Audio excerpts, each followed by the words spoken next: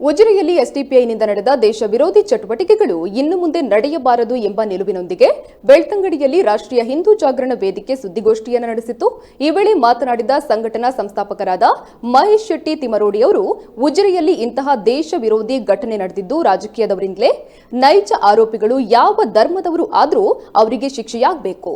ಸಮಾಜದಲ್ಲಿ ಕೆಟ್ಟ ಘಟನೆಗಳು ಸೃಷ್ಟಿಯಾಗಲು ಕಾರಣ ಯಾರೇ ಆದರೂ ನಾವು ಸುಮ್ಮನೆ ಇರಲ್ಲ. ರಾಷ್ಟ್ರೀಯ ಹಿಂದೂ ಜಾಗರಣ ವೇದಿಕೆಯಿಂದ ಪ್ರಬಲವಾದ ಹೋರಾಟವನ್ನ ಮಾಡುತ್ತೇವೆ ಎಂದು ಎಚ್ಚರಿಕೆಯನ್ನ ನೀಡಿದರು. ಈ ಸಂದರ್ಭದಲ್ಲಿ ಅನಿಲ್ ಕುಮಾರ್, ತಾಲೂಕು ಗೌರವ ಅಧ್ಯಕ್ಷ ಹರೀಶ್ ಕುಮಾರ್ ಬರಮೇಲು, ತಾಲೂಕು ಸಂಚಾಲಕರಾದ ಮನೋಜ್ ಕುಂಜರ್ಪೆ, ಗ್ರಾಮ ಸಮಿತಿಯ ಮುಖ್ಯಸ್ಥ ಪ್ರಮೋದ್ ಉಪಸ್ಥಿತರಿದ್ದರು. ಏನು ಎಸ್ಡಿಪಿಐ ರಾಷ್ಟ್ರೀಯ ಹಿಂದೂ ಜಾಗರಣ ವೇದಿಕೆ ಬೆಳ್ತಂಗಡಿ ತಾಲೂಕು ಕಳೆದ ಏನು ಗ್ರಾಮ ಪಂಚಾಯತ್ ಚುನಾವಣೆಯ ಮತ ಎಣಿಕೆಯ ಸಂದರ್ಭದಲ್ಲಿ ನಡೆದಂಥ ದೇಶ ವಿರೋಧಿ ಕೂಗು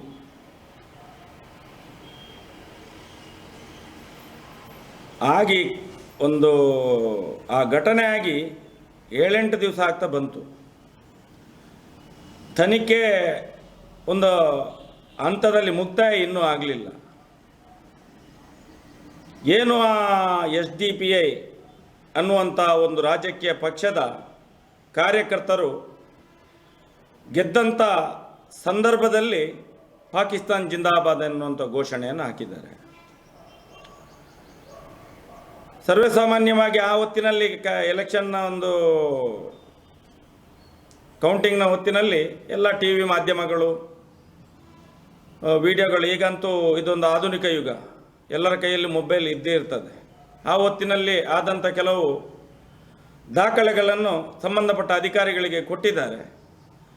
ಅದರಲ್ಲಿ ಆ ಗುಂಪಿನಲ್ಲಿ ಎಷ್ಟು ಜನ ಇದ್ದಾರೆ, ಯಾರ್ಯಾರು ಘೋಷಣೆ ಕೂಗಿದ್ದಾರೆ ಅನ್ನುವಂಥದ್ದನ್ನು ಪ್ರಾಥಮಿಕವಾಗಿ ಆ ವಿಡಿಯೋವನ್ನು ತಗೊಂಡು ಅದರ ಮೇಲೆ ಒಂದು 3 ಮಂದಿಯ ಮೇಲೆ ಸಂಶಯದ ಮೇಲೆ ಬಂಧನ ಮಾಡಿ ಆ ಒಂದು ದೇಶದ್ರೋಹದ ಕೂಗಿನಿಂದ ಅವರು ಇದ್ದಾರೆ ಅಂತೇಳಿ ಅವರನ್ನು ಈಗ ಅರೆಸ್ಟ್ ಮಾಡಿದ್ದಾರೆ, ಜೈಲಿಗೆ ಇಟ್ಟಿದ್ದಾರೆ. ಅದೊಂದು ಸಂತೋಷದ ಸುದ್ದಿ. ಇನ್ನೂ ಅದರಲ್ಲಿ ಕೆಲವರು ಇದ್ದಾರೆ ಅಂತ ಹೇಳುವಂಥದ್ದನ್ನು ನಾವು ಸಂಬಂಧಪಟ್ಟ ಇಲಾಖಾ ಅಧಿಕಾರಿಗಳಿಂದ ತಿಳ್ಕೊಂಡಿದ್ದೇವೆ. ಇದನ್ನು ಹೇಳುವಂಥದ್ದು, ತಪ್ಪು ಮಾಡಿದಾಗ ತಪ್ಪನ್ನು ತಪ್ಪು ಅಂತ ಹೇಳಿ, ಸರಿ ಮಾಡಿದಾಗ ಸರಿ ಸತ್ಯ ಅಂತ ಹೇಳಿ ನಮಗೆ ಒಪ್ಪಿಗೆ ಇದೆ. ಆದರೆ ನೀವು ಮಾಡಿದ ತಪ್ಪನ್ನು ಮುಚ್ಚಲಿಕ್ಕೆ ನಾವು ಮಂಗಳೂರು ಇಡೀ ಸೇರಿಸ್ತೇವೆ, ಇಡೀ ಎಸ್ಡಿಪಿಯನ್ನು ಸೇರಿಸ್ತೇವೆ ಅಂತ ಹೇಳಿದರೆ, ಅರೆ ನೀವೆಲ್ಲಿ ಪಾಕಿಸ್ತಾನದಲ್ಲಿದ್ದೀರಾ?